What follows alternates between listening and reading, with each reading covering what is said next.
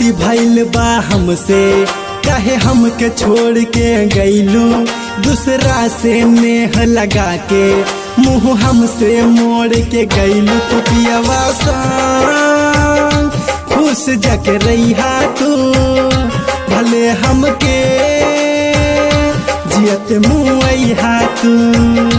तू पियवा संग खुश जाके रहिहा तू, भले हमके जियत मुआइहा तू। का गलती भइल बा हमसे, काहे हमके छोड़ के गइलू, दूसरा से नेह लगा के मुँह हमसे मोड़ के गइलू। तू पियवा संग खुश जाके रहिहा तू, भले हमके जियत मुआइहा तू। तू पियवा संग खुश जाके रहिहा तू, भले हमके जियत मुआइहा तू।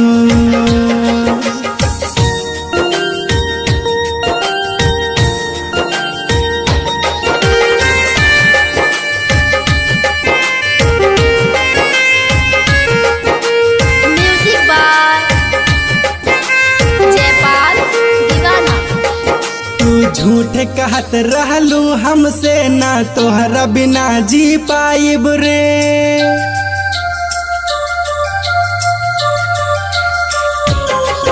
तू झूठे कहत रहलू हमसे, ना तोहरा बिना जी पाइब रे। तू खैले रहू क्रिया कह के हम तोहसे बिछड़ मर जाइब रे। कहे दे के जुदाई गइलू, बेवफाई काहे कैलू, हमरा से प्रीत लगा के दूसरा से शादी रचैलू। तू पियवा संग खुश जाके रहिहा तू, भले हमके जियत मुआइहा तू।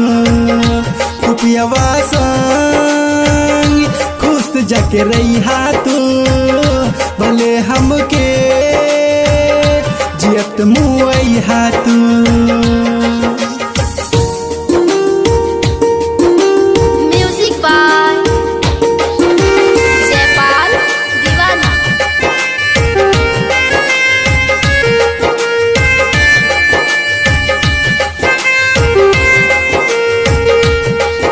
जयपाल दीवाना कहेला पागल बानी तोरा प्यार में।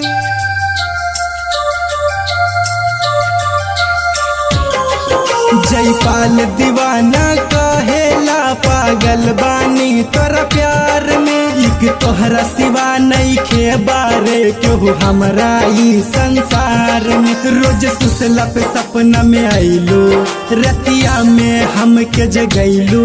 जब सुबह खोल ली अखिया, ना नजर कबो तू आइलू। तू पियवा संग खुश जाके रहिहा तू, भले हमके जियत मुआइहा तू। तू पियवा संग खुश जाके रहिहा तू, भले हमके जियत मुआइहा तू।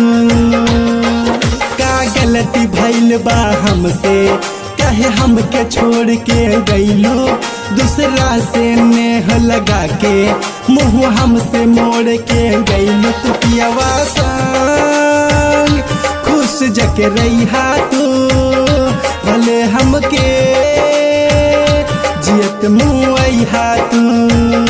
तू पियवा संग खुश जाके रहिहा तू, भले हमके जियत मुआइहा तू।